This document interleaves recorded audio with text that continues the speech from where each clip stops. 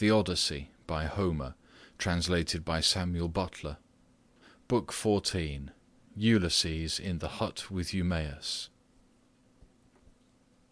Ulysses now left the haven, and took the rough track up through the wooded country and over the crest of the mountain, till he reached the place where Minerva had said that he would find the swineherd, who was the most thrifty servant he had. He found him sitting in front of his hut, which was by the yards that he had built on a site which could be seen from afar. He had made them spacious and fair to see, with a free run for the pigs all round them.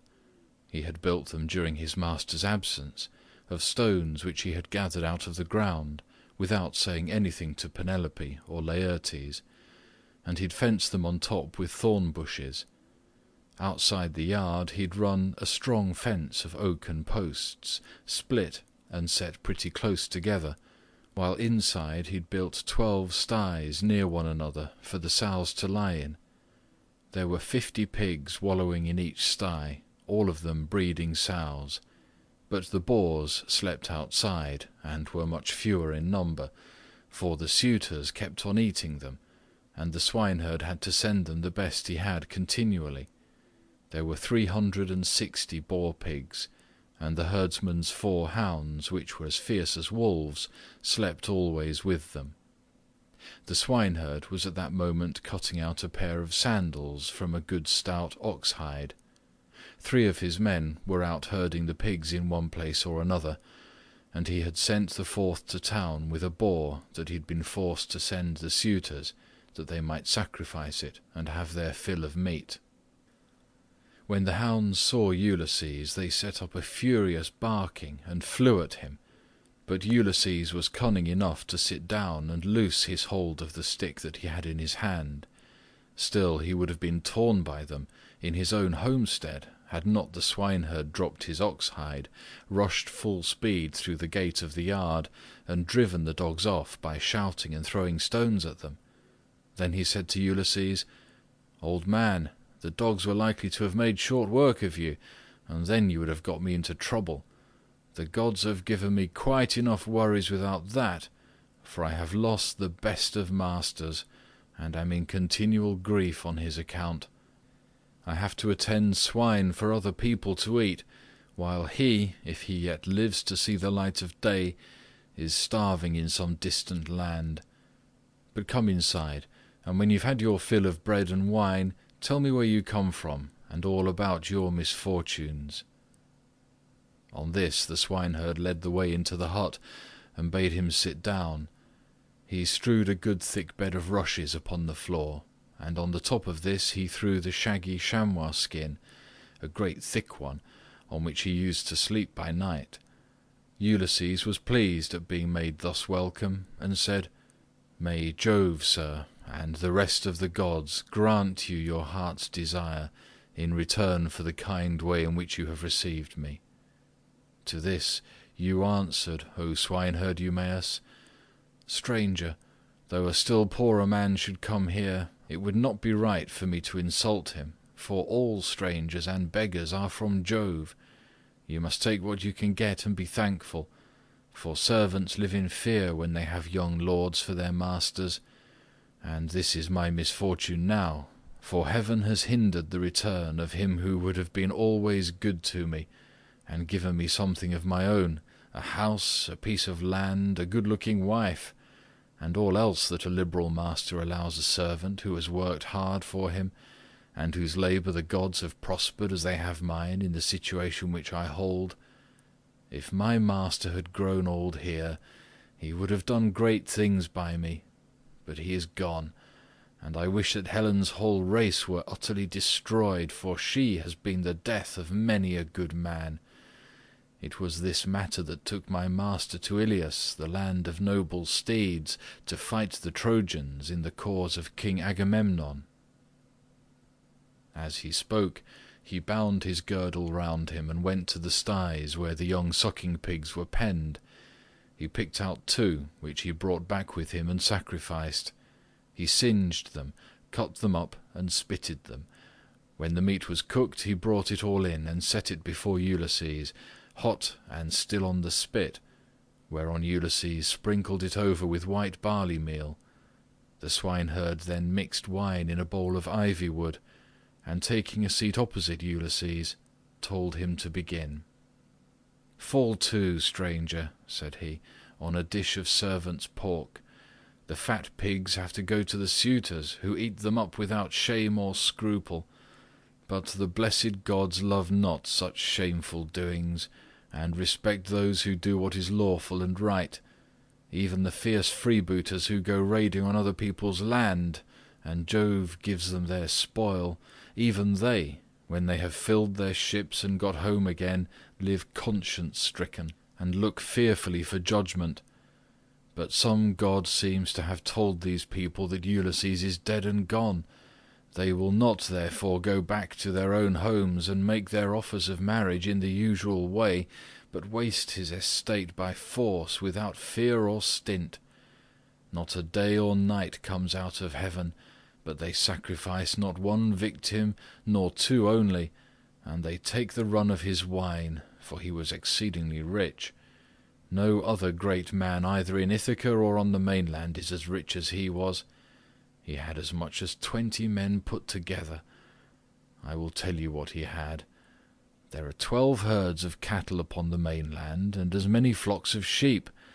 There are also 12 droves of pigs, while his own men and hired strangers feed him 12 wildly spreading herds of goat.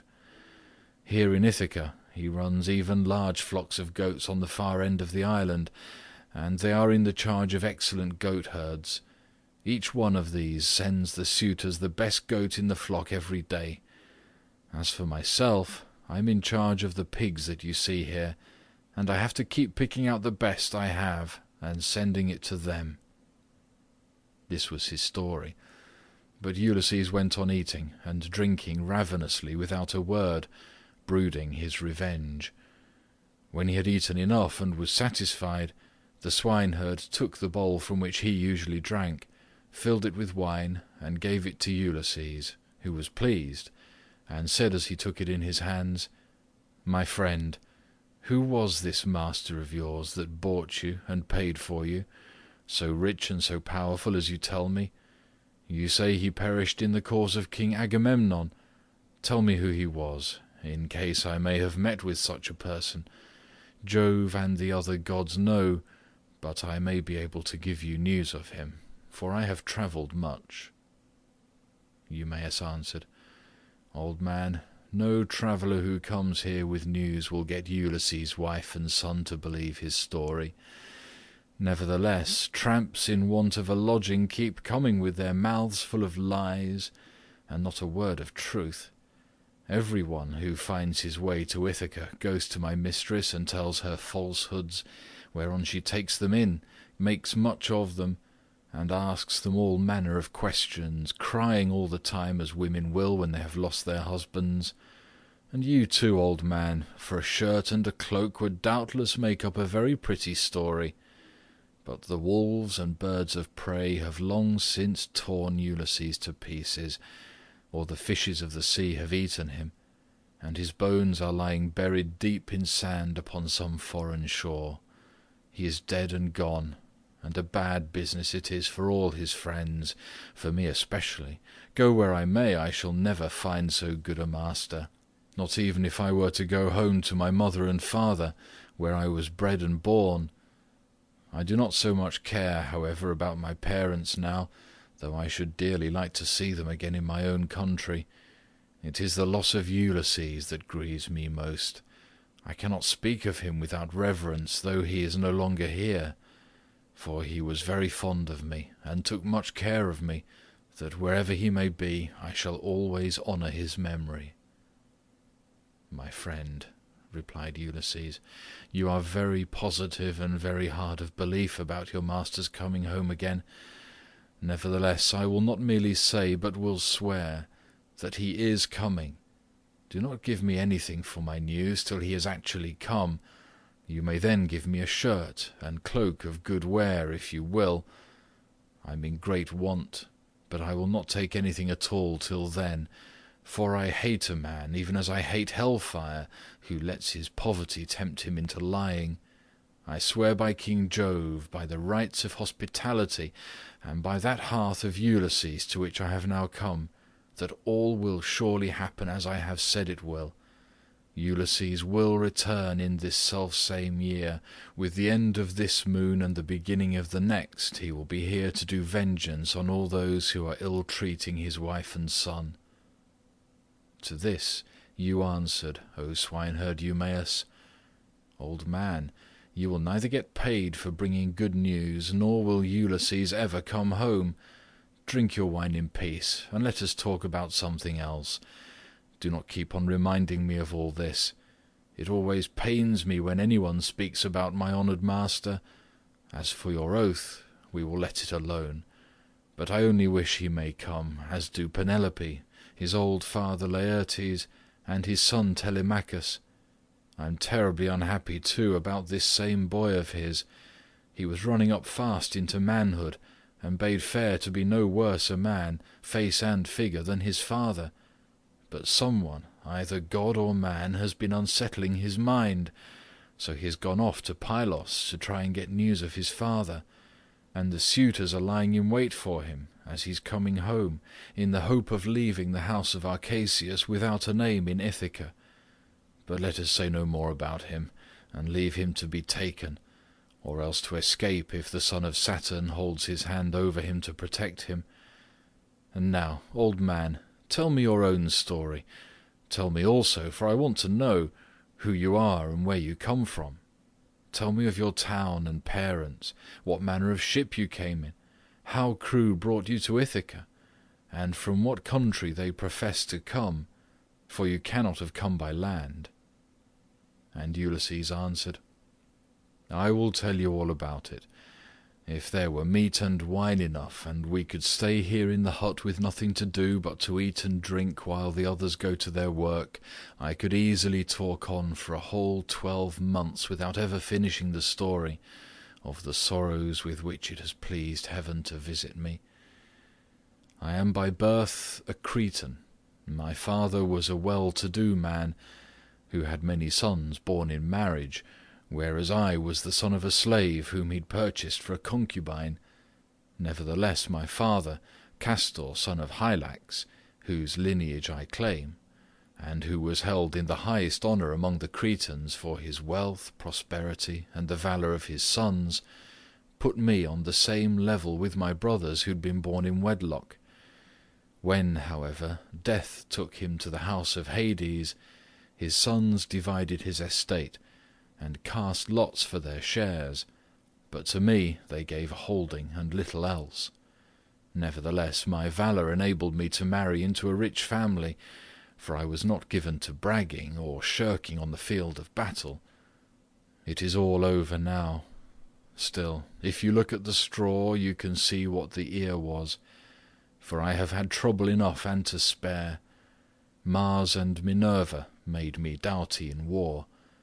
When I had picked my men to surprise the enemy with an ambuscade, I never gave death so much as a thought, but was the first to leap forward and spear all whom I could overtake.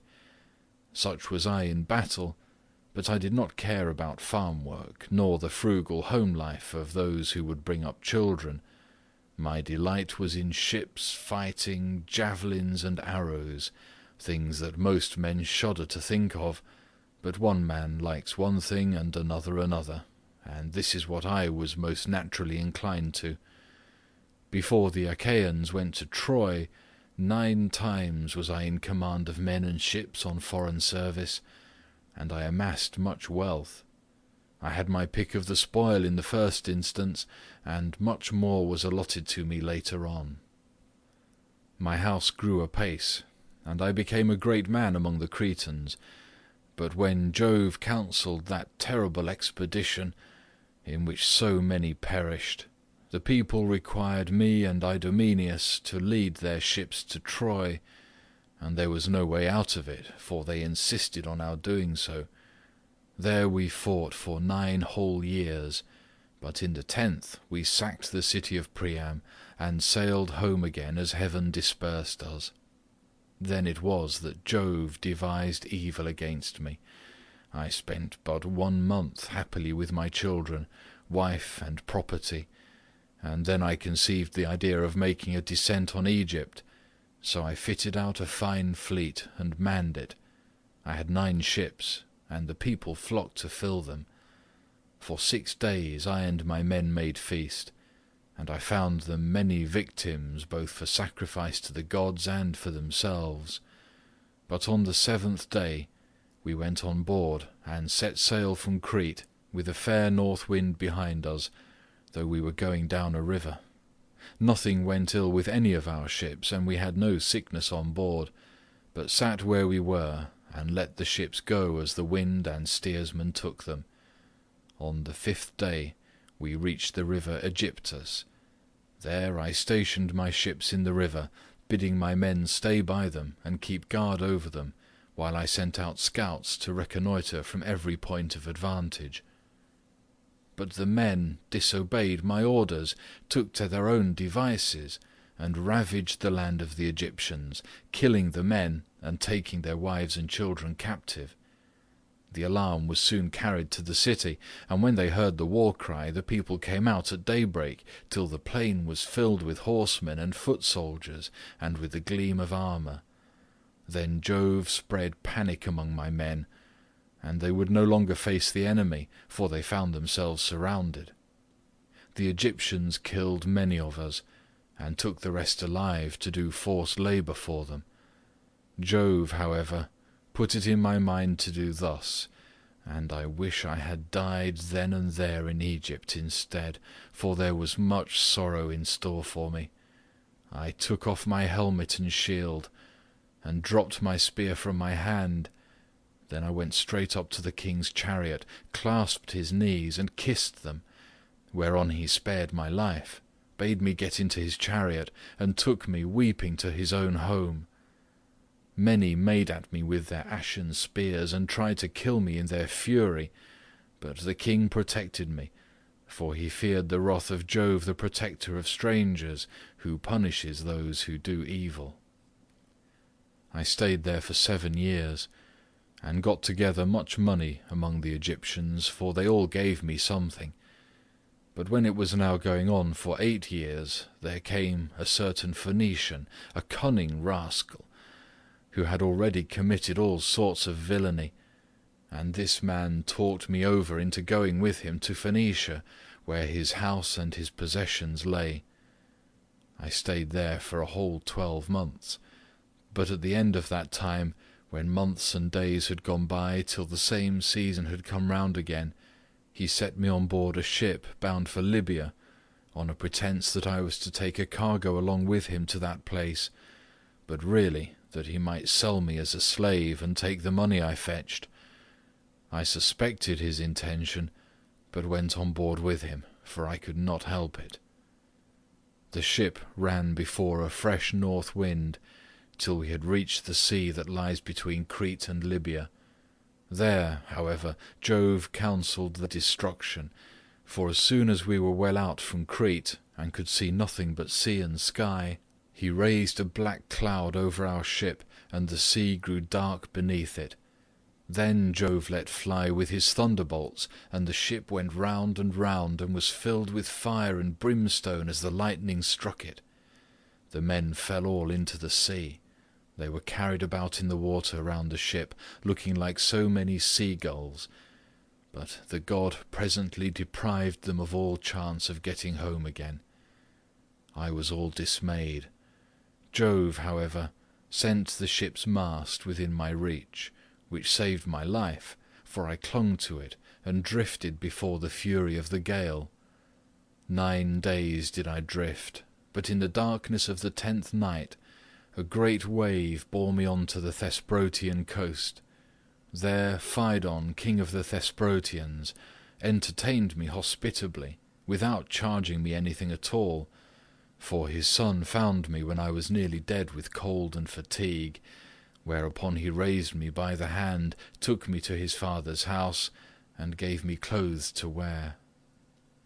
There it was that I heard news of Ulysses, For the king told me he had entertained him, and shown him much hospitality while he was on his homeward journey. He showed me also the treasure of gold and wrought iron that Ulysses had got together. There was enough to keep his family for 10 generations, so much had he left in the house of King Phaedon. But the king said Ulysses had gone to Dodona, that he might learn Jove's mind from the god's high oak tree, and know whether after so long an absence he should return to Ithaca openly or in secret. Moreover, the king swore in my presence, making drink offerings in his own house as he did so, that the ship was by the waterside and the crew found, that should take him to his own country. He sent me off, however, before Ulysses returned, for there happened to be a Thesprotian ship sailing for the wheat-growing island of Dulichium, and he told those in charge of her to be sure and take me safely to King Acastus. These men hatched a plot against me that would have reduced me to the very extreme of misery, for when the ship had got some way out from land, they resolved on selling me as a slave. They stripped me of the shirt and cloak that I was wearing, and gave me instead the tattered old clouts in which you now see me. Then, towards nightfall, they reached the tilled lands of Ithaca, and there they bound me with a strong rope fast in the ship, while they went on shore to get supper by the seaside. But the gods soon undid my bonds for me, and having drawn my rags over my head, I slid down the rudder into the sea, where I struck out and swam till I was well clear of them, and came ashore near a thick wood in which I lay concealed. They were very angry at my having escaped, and went searching about for me, till at last they thought it was no further use, and went back to their ship. The gods, having hidden me thus easily, then took me to a good man's door, for it seems that I am not to die yet a while. To this you answered, O swineherd Eumaeus, "Poor unhappy stranger, I have found the story of your misfortunes extremely interesting, but that part about Ulysses is not right, and you will never get me to believe it. Why should a man like you go about telling lies in this way? I know all about the return of my master. The gods, one and all of them, detest him, or they would have taken him before Troy, or let him die with friends around him when the days of his fighting were done. For then the Achaeans would have built a mound over his ashes, and his son would have been heir to his renown. But now the storm winds have spirited him away, we know not whither. As for me, I live out of the way here with the pigs, and never go to the town, unless when Penelope sends for me on the arrival of some news about Ulysses. Then they all sit round and ask questions, both those who grieve over the king's absence, and those who rejoice at it because they can eat up his property without paying for it. For my own part, I have never cared about asking anyone else, since the time when I was taken in by an Aetolian, who had killed a man and come a long way till at last he reached my station, and I was very kind to him. He said he had seen Ulysses with Idomeneus among the Cretans, refitting his ships which had been damaged in a gale. He said Ulysses would return in the following summer or autumn with his men, and that he would bring back much wealth. And now you unfortunate old man, since fate has brought you to my door, do not try to flatter me in this way with vain hopes. It is not for any such reason that I shall treat you kindly, but only out of respect for Jove, the god of hospitality, as fearing him and pitying you." Ulysses answered, "I see that you are of an unbelieving mind. I have given you my oath, and yet you will not credit me. Let us then make a bargain, and call all the gods in heaven to witness it. If your master comes home, give me a cloak and shirt of good wear, and send me to Dulichium, where I want to go. But if he does not come, as I say he will, set your men on to me, and tell them to throw me from yonder precipice, as a warning to tramps not to go about the country telling lies." "And a pretty figure I should cut then," said Eumaeus. both now and hereafter. If I were to kill you after receiving you into my hut and showing you hospitality, I should have to say my prayers in good earnest if I did. But it is just supper time, and I hope my men will come in directly that we may cook something savoury for supper." Thus did they converse, and presently the swineherds came up with the pigs, which were then shut up for the night in their sties, and a tremendous squealing they made as they were being driven into them. But Eumaeus called to his men and said, "Bring in the best pig you have, that I may sacrifice him for this stranger, and we will take toll of him ourselves. We have had trouble enough this long time, feeding pigs, while others reap the fruit of our labour." On this he began chopping firewood, while the others brought in a fine, fat, 5-year-old boar pig, and set it at the altar. Eumaeus did not forget the gods, for he was a man of good principles, so the first thing he did was to cut bristles from the pig's face and throw them into the fire, praying to all the gods as he did so that Ulysses might return home again. Then he clubbed the pig with a billet of oak which he had kept back when he was chopping the firewood, and stunned it, while the others slaughtered and singed it. Then they cut it up, and Eumaeus began by putting raw pieces from each joint onto some of the fat. These he sprinkled with barley meal, and laid upon the embers. They cut the rest of the meat up small, put the pieces upon the spits, and roasted them till they were done. When they had taken them off the spits, they threw them onto the dresser in a heap. The swineherd, who was a most equitable man, then stood up to give everyone his share. He made 7 portions. One of these he set apart for Mercury, the son of Maia, and the nymphs, praying to them as he did so. The others he dealt out to the men, man by man. He gave Ulysses some slices cut lengthways down the loin, as a mark of especial honour, and Ulysses was much pleased. "I hope, Eumaeus," he said, "that Jove will be as well disposed towards you as I am, for the respect you are showing to an outcast like myself." To this you answered, O swineherd Eumaeus, "Eat, my good fellow, and enjoy your supper, such as it is. God grants this and withholds that, just as he thinks right, for he can do whatever he chooses." As he spoke, he cut off the first piece and offered it as a burnt sacrifice to the immortal gods. Then he made them a drink offering, put the cup in the hands of Ulysses, and sat down to his own portion. Mesaulius brought them their bread.